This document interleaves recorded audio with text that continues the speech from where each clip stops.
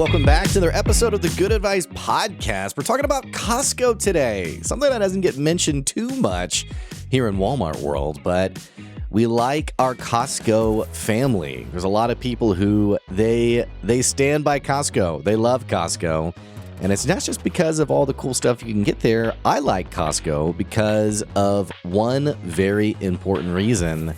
We're going to get into it today on the podcast, including why are they in the mainstream news today, some pretty cool leadership and just employee retention stuff that they're doing. Let's talk about why it matters to pay your people well and how Costco is setting the bar, really what they've been doing for a long time on today's podcast. Hey, I'm your host, Blake Benz. I'm the host of the show. If you're a first-time listener, this is the place to learn how to do business in an actionable, practical way. No fluff on this podcast, just the stuff that's actually working. Thanks for checking out the show today. Hey, before we dive in, we got a word from one of the companies that sponsors the show. Check out this quick ad, and we'll be right back soon. Don't forget, you can also support the podcast on our Patreon, patreon.com/goodadvice. Thank you so much. Talk soon. Do you ever feel like your payment processor is robbing you blind? For some of us, it's not blind. We look at the amount of money that's going to our payment processor month after month, and a lot of times we ask ourselves, is there a better way? I'm making good money, yet so much of it isn't actually ending up in my pocket. In the world of payment processing, in many cases, it's a cashless world, so you have to have a payment processor you can really trust. I personally am a big fan of Brad Norwood, who's the owner of PrimePaymentsUSA.com. Brad's a business owner himself. He knows all the challenges that come with running a business. More importantly, he knows the value of an individual customer. See, some of these bigger businesses, they're all about scale. They're all about bringing in as many customers as possible. But do they know your name? Do they know your business? Do they know what's important to you? In many cases, the answer is no. And in worst cases, they're just looking to get as much money from every transaction that you work hard for, which really doesn't feel too good. So you got to reach out to Brad Norwood today and understand how he's doing business and why it can save you money month after month. More importantly, you might even ask him about his zero-fee payment processing that he's offering to a select few of people. Go to PrimePaymentsUSA.com and start putting the money that you worked hard for back into your pocket. All right, so let's get into it today. Man, this is not the first time I've talked about Costco. In fact, I feel like over the years, there's been a handful of companies that I have talked about consistently over and over again. One would be Chick-fil-A, which, by the way, you know, it's funny. I've said this before. It's funny how there are certain companies that when you mention them, people come out of the woodwork to talk about either how much they love it or how much they hate it. And Chick-fil-A is no exception. I've done team events, I've done team trainings, I've talked about Chick-fil-A, and inevitably in the room, you have someone who smiles and nods and, you know, they say something like, how did you know that I love Chick-fil-A? And it's like, well, statistically speaking, someone's in the room who likes Chick-fil-A. And on the same token, you have someone who says, why would you bring this up? You know I hate Chick-fil-A. So same thing is true for other brands that I've noticed it with Chewy, the pet company. I've even noticed it with our local 7 Brew, which local's a bit of a, you know, awkward, not super accurate term any longer, only because now 7 Brew has just grown and, you know, become such a mainstay across a number of places. But you know, I like 7 Brew. I like what 7 Brew's doing, what's happening. Sorry if you hear a little banging in the background. All my cables are getting wrapped up around me here. But 7 Brew, you know, they have a Chick-fil-A approach to business, which I really appreciate. And I just think of that as great customer service. Random segue, by the way. You know, whenever you're thinking about your business and what makes great customer service, don't fall into the trap of saying, well, we're better than everyone else because we have great customer service, because so many businesses are saying that, and yet so few are actually delivering an incredible customer experience. In fact, what most businesses think they're doing in terms of giving great customer service is actually pretty average. It's pretty expected customer service. And that is a standard I hold myself to as well as I think about my own business. You know, how am I really making sure that I'm going the extra mile, setting my business apart from any other company that's out there. And especially if someone's paying a high ticket amount, I'm really trying to make sure that I'm white gloving it. Is that the right expression? I don't know. I feel like that's the right way to describe it, but maybe not. I don't know. But let's get back to it. Talking about Costco today. So I've talked about Costco a lot on the show. It's never been about a certain product, though we got to talk about the hot dog and cola. I think it's like $1.50 for the hot dog, right? How has it? It's like the Arizona iced tea. How has this thing stayed $1.50 for so long? I mean, it just seems inflation proof, right? And I'll give a little love to our local Walmart. Our Sam's Club. They have their own version of that. I don't know the price point. I don't know how it's changed or what the price is today, but we never had a Costco around here. So I did, quite a few trips to Sam's as a teenager to get that pizza or hot dog or whatever. So somebody, one of you listeners can write me in or email me and tell me if that's still a thing at Sam's Club and if they're a good competitor to Costco's deal over here. But I don't talk about Costco on the podcast because of the hot dog. I don't talk about it because, I saw a Modern Family clip where the two husbands were, I guess they were shopping there or something. And one of them was like, hey, oh my gosh, they have a, 30-pound container of mayonnaise. And it's like, it's the ridiculousness of why would you ever need that? But there's this excitement. Or like, I can get it in bulk. This is so great. There's 2 truckloads of diapers we can get. We're never going to run out of diapers. Anyway, a lot of cool stuff happening at Costco. But I want to talk today. One of the reasons they're in the headlines today is because they just decided to raise their employee pay, where a majority of their employees are now going to be paid at least $30 an hour. I've said it many times already. This isn't the first time I've talked about Costco. And every time I've talked about Costco in the past, over the last 5, 6, 7 years, not 7 years, probably 4, 5, or 6 years, it's always been about pay. It's been about pay and how we live in a world where companies will tell you, oh, that's not doable, it's not sustainable, it's not possible. And then you find a company that does it. You have companies that say remote work isn't possible. It's not possible to be competitive. It's not possible to make a profit, a sustainable profit as a remote company. And I don't call it a work from home company because, work from home is really the lingo in the last couple of years. But you got to know before 2020, before COVID, there were remote companies. They didn't call them remote. They didn't call them work from home companies. They were just called remote companies. Those companies existed before COVID. They exist after COVID. I even gave a presentation one time to a business talking about being innovative in the workplace. And I gave a few examples. GitHub, notably, $1 billion company bought by Microsoft, entire company of programmers that were all remote. And not just SaaS companies, by the way, or tech companies. I mean, there's a number of companies that are digital companies. They operate, from the team is remote. They're all over the place and they make it happen. They make it work. So I gave this presentation and then funny enough, COVID happened. They called me back. They said, hey, we want to ask you more about this whole work from home thing. And I was just giving, I didn't even realize, what was going to happen. But the whole point of that whole presentation back in the day was that be careful of saying what's not possible because you'll have a competitor that shows you it is possible. It's the whole concept of, oh, that doesn't work. We tried that, or other people tried that, or, we know it doesn't work. And then you have a company that comes along and does it. Think about Uber 10 years ago, 20 years ago. If you were to talk 20 years ago about a major competitor to the rental industry, heck, not even just the rental industry. Let's talk about the auto industry. You have people today who aren't buying vehicles because it is more cost efficient for them to Uber and Lyft wherever they're going or rideshare wherever they're going.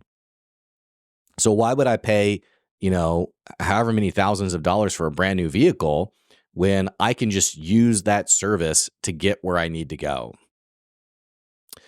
But imagine 20 years ago talking about, at one day people won't own a car or they'll Your teenager will get in a car with a total stranger, not a taxi cab, and that person's going to drive them to work or what have you. And I mean, you would think it's not possible. You'd say, "Oh, there's no way people are going to go for that," right? So times change, things change.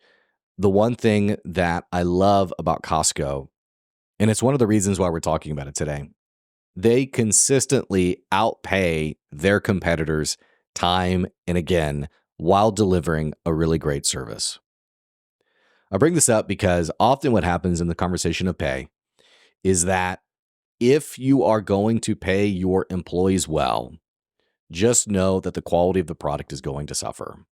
Or if we get into a more politicized conversation, if you're going to pay your people well, just know that that cost, that amount's going to get passed through to you, and you're going to have to pay a lot more money. So we see this in the conversation of like fast food restaurants where it's like, oh, well, if you're going to pay $15, get ready for a $12 hamburger, which funny enough, I feel like I can't eat fast food anywhere anymore without it being insanely expensive, which by the way, hey, shout out to McDonald's. I feel like McDonald's is like the one fast food restaurant that I feel like consistently offers a cheap meal. I mean, that sausage biscuit, it's like $1.19. Brings me back to my childhood. And so I appreciate they had the $5. You could tell that I'm a purveyor of McDonald's goods. When I got my two toddlers in the car, it's a great, pop-in spot. So that's my love for McDonald's today. But it's funny to me. It's funny to me because you're going to have people, this isn't just with pay, by the way. You're going to have people in your business world who maybe they don't even know anything about your business, but they think they know business. And they're going to tell you that's not possible. You can't do that. Well, that's not going to work. That's not going to happen. And sometimes that's actually pretty good advice. It saves you the pain of trying it yourself and failing miserably. On the other hand, you have people who are incredibly biased and they will tell you to do something or not do something or what have you. And that is the thing that you really need to do. Great example would be a business owner who's only lead gen through, pay-per-click marketing, paid ads, what have you. Or maybe someone who's only had a bad experience through SEO. SEO can really be a race to the bottom in terms of effective ROI for your business. So if that person comes along and talks to you and you're new to the business world, what are they going to say? They're going to say, oh, you got to set money aside for paid ads. Or they might say, hey, whatever you do, do not pay for SEO. Do not do that. It's a huge money pit. These are people who are, and I don't want to say this too harshly. What I want to say is these are people who can't separate their own biases and be, neutral. But the reason I'm hesitant to say that is because I have naturally my own biases. When someone tells me, hey, I'm quitting my job and going all in on my business, I usually say, ooh, no, don't do that. Don't do that. Make sure you have a safety net. Make sure you have a runway for the next 2 or 3 years. How much cash do you have set aside? Do you have any other way to make money? Are you the sole breadwinner in your family? And if these boxes are all not getting checked and they're like, no, I'm the only breadwinner. And if I don't make any money, we're going to, live in a box and I have 6 kids, I'm like, bro, hang on.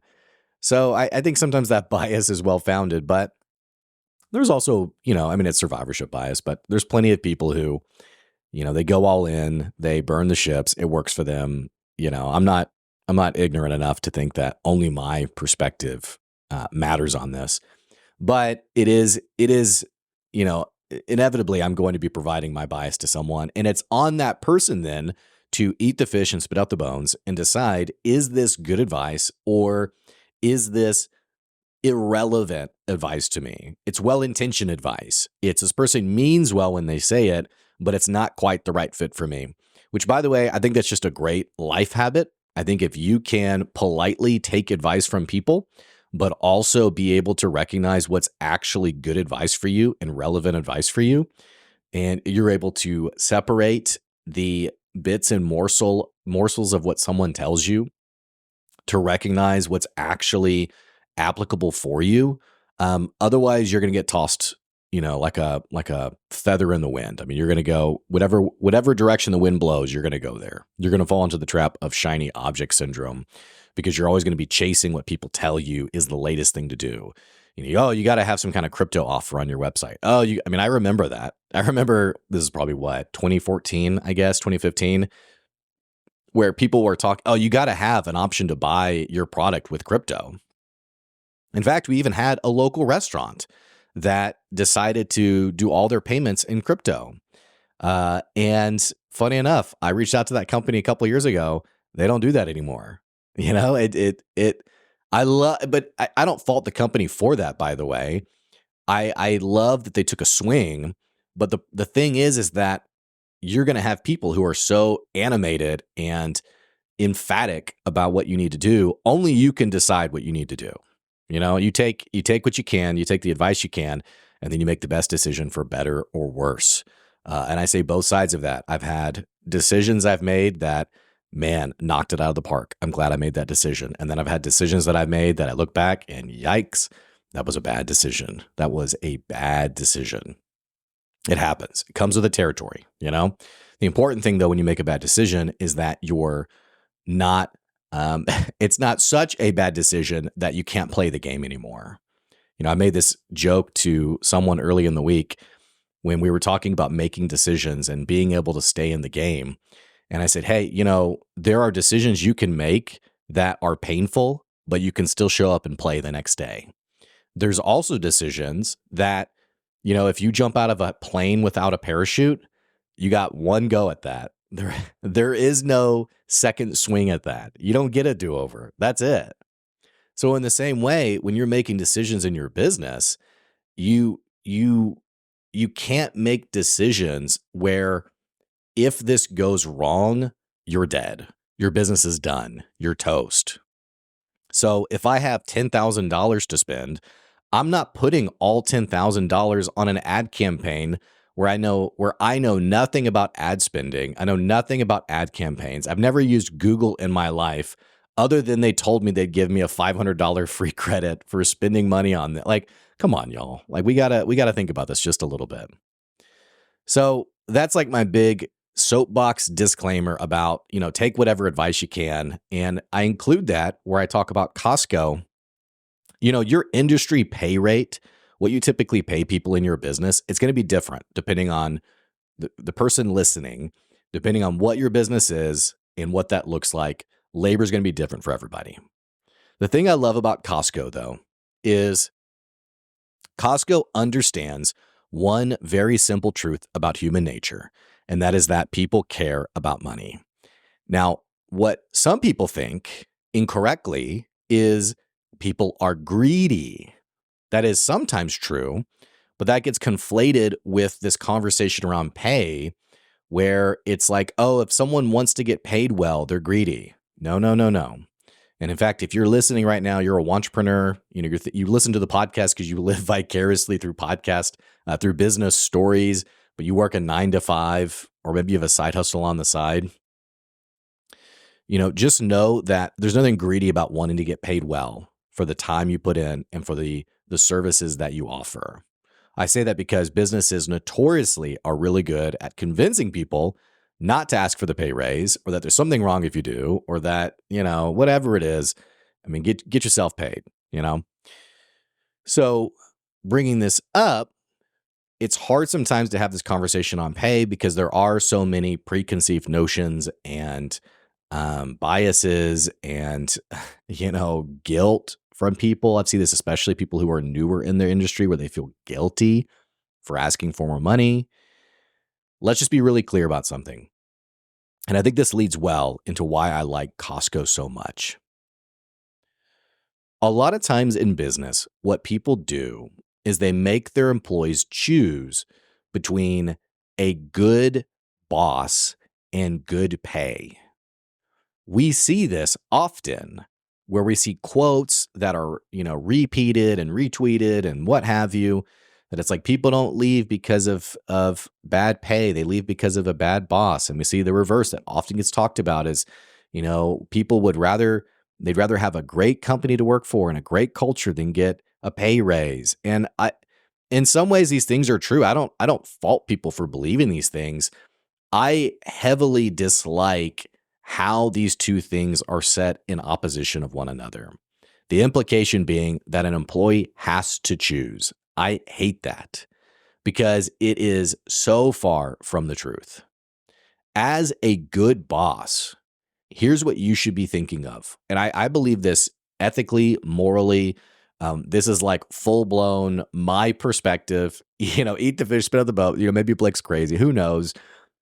When someone works for me, I feel a moral obligation that they are getting paid well according to their contribution to the team. So understand that for a second, that it doesn't mean that if someone is like a 1099 contract employee, they do 5 hours of work. I'm not thinking, hey, I'm going to pay your rent for the month, because that's illogical according to their contribution to the business. But on the same token, I think it's extremely strange for me to be a nice boss and for that to be somehow an appropriate exchange. My philosophy is that someone who works for me, let's just say someone full-time working for me, like this is their main job, I think that their contribution to my business should at least provide for their basic expenses. If someone works for you full-time and they are on food stamps, I got to tell you, I have a problem. I don't understand it. I do not understand it. I don't get it. It doesn't make sense to me. Like just understand, this is a whole nother soapbox, isn't it? I'm kind of like, how much do I want to really get into this? But understand how broken a society is where someone has to work 80 hours to cover their basic expenses. Now, is there some nuance to this? Is it, well, how much is that person contributing? What does that look like? I mean, if the person is not contributing enough in 40 hours for them to get paid basic living expenses, something's confusing there for me. How could someone work so many hours? How could someone work a full-time job for you and the man hours not be enough to pay them basic living expenses? And I use that word basic living expenses pretty generically because it's different for every state. Cost of living is different for every state. And I get it. Not every job is the same. I get it. I'm just talking generically here. But I feel a moral obligation for the people who work for me. They got to be taken care of. They have to be. I just can't envision myself as a boss where that's not true. It upsets me otherwise. If I was to provide for someone in a way that they needed to go get another job just to make ends meet. Again, I'm not talking about, random niche. What about someone who's terrible at budgeting and they blow all their money? They're gambling. Right? Here's the deal, guys. I'm getting into all these random situations. I'm talking about just generally. This is what Costco's figured out. Talked about them on the podcast a few years ago. Did newsletters about them. Talking about them again today. Costco understands that the simplest way to have a great business is by having great people who work for you, and that there is no better attractor of talent than paying your people well. There's no better way to deliver a great customer experience than having an employee who cares about the business. You know what makes an employee care about the business? I'm going to give you a little clue in here. And some of us, I think, have been in companies like this. Here's what makes a person care about their business. It's not the mission statement. Like, you proudly look at the tens of thousands of dollars you spent having a consultant come in to write your mission statement, which I've done that. I've done that in the past. I'm not knocking it. I'm not knocking having a mission statement. But you think because you have a mission statement or some values or a cheer or a rah-rah, slogan, motto, dance, what have you, Christmas jingle, chime. You think because of those things, it's like, what's the, oh man, Office Space? What was it? Oh man, I can't catch it. The restaurant, Flair. You think because your company has flair that someone loves working there? I mean, let's get real. Your employees don't give a rip about your business. They don't. They don't give a rip about your business. Not at first. It's a job. And I get it. Businesses have changed a lot in the last 30, 40 years. And business owners commiserate about, oh, Gen Z, you can just know that for the rest of mankind, there will always be a grumpy person complaining about, the generations younger than them. But you can know that people do not inherently care about your business. And why should they? They didn't quit their job to start this. They didn't put the blood, sweat, and tears equity into this. You did. So there will never be a situation where someone cares as much or more than you do as the owner of your business. It will never happen. Ever. Ever. So what's the secret then for getting someone to care about your business? You take care of their needs. That's all there is to it.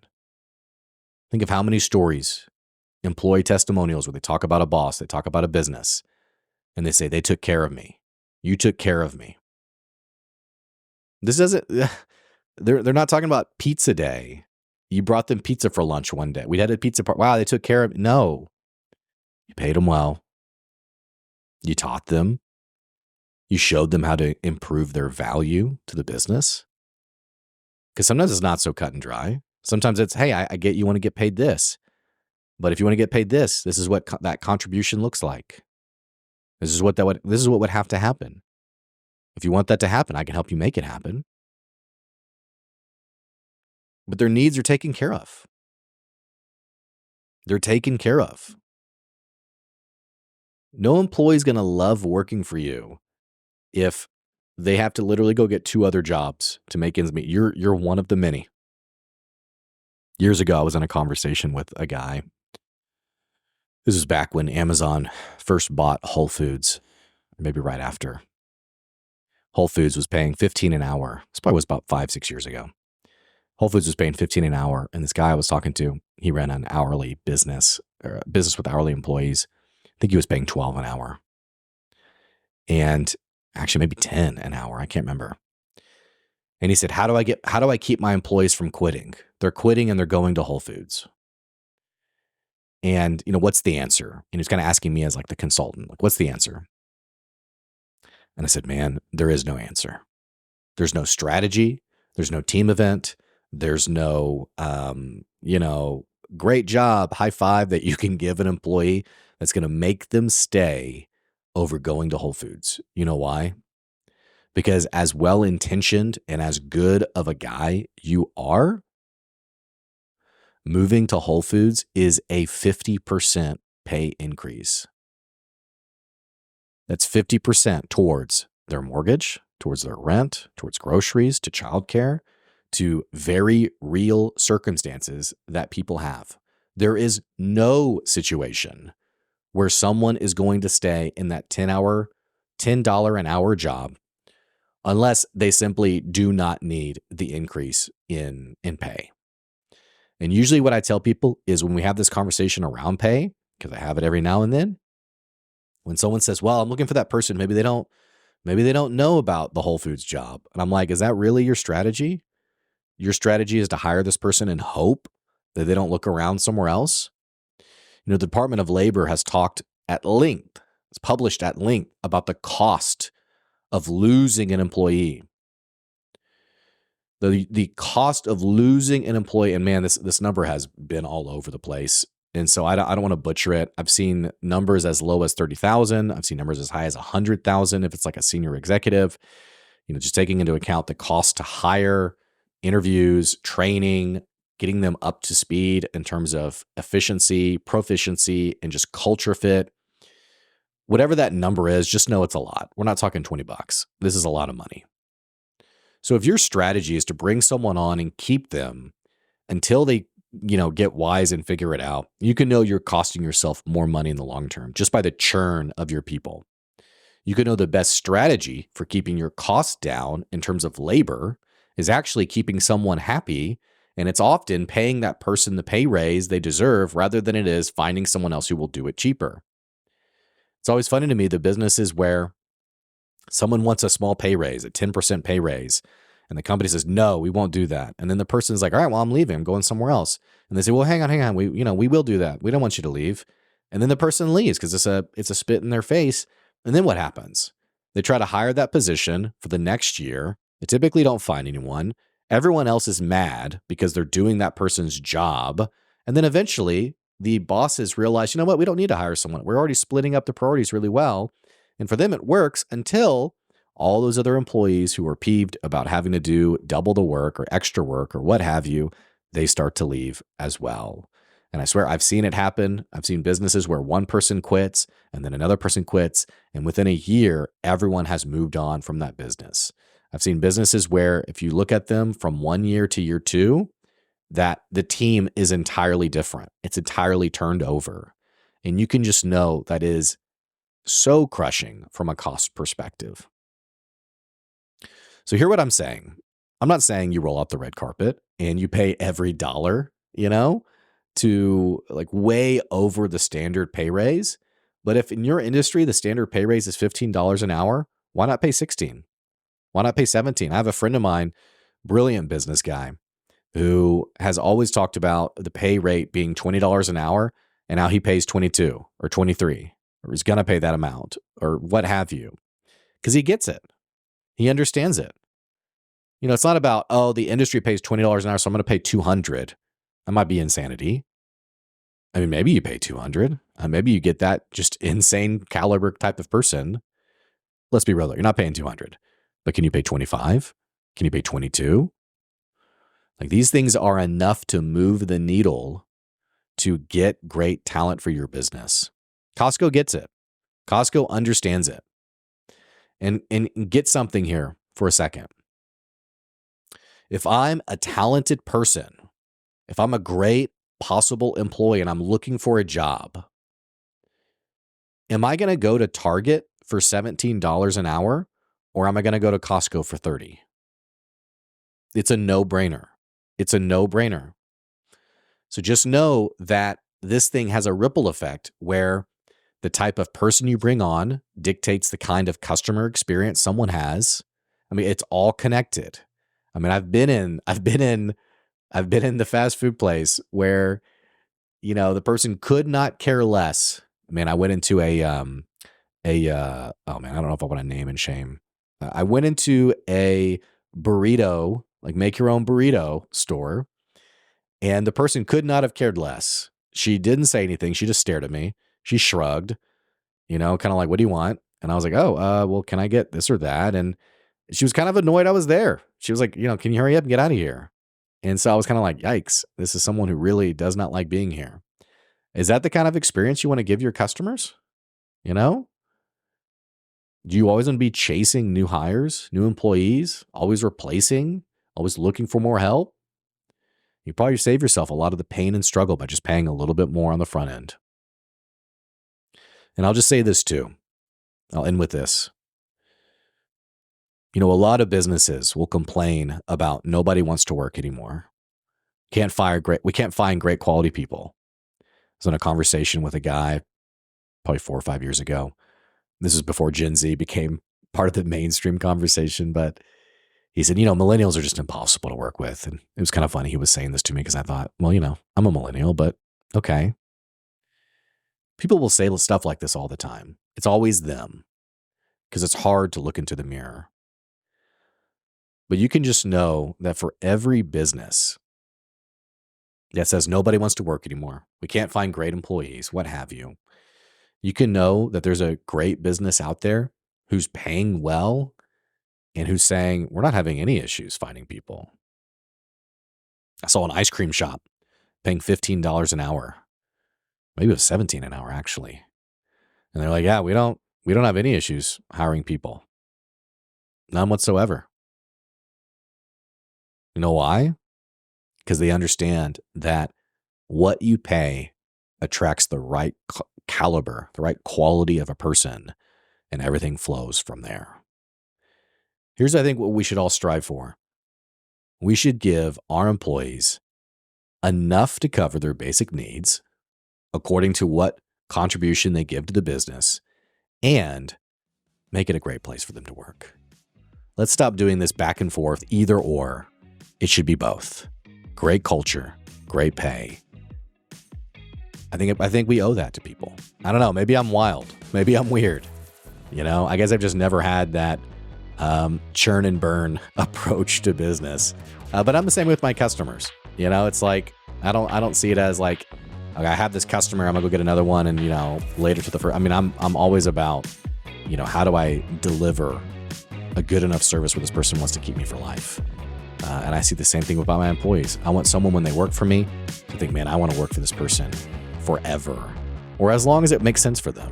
People won't be with you forever. Sometimes it's a season. That's okay. Hey, that's today's Good Advice podcast episode. Thanks so much for tuning into the show today. Hey, if you're a first-time listener, you're just checking out the podcast for the first time, feel free to subscribe or follow the podcast. Man, drop us a review. Drop us a 5-star review on Apple or Spotify, or I guess maybe if you're fuming about this episode, maybe don't drop a review. But all that to say, hey, I so appreciate you. Don't forget we have our Patreon where you can support the podcast, patreon.com/goodadvice. We also have our businesses that sponsor the podcast. You can reach out about that at blake@goodadvicecoaching.com. That's all we got today. Thanks so much for listening. And again, that's today's Good Advice. See you later.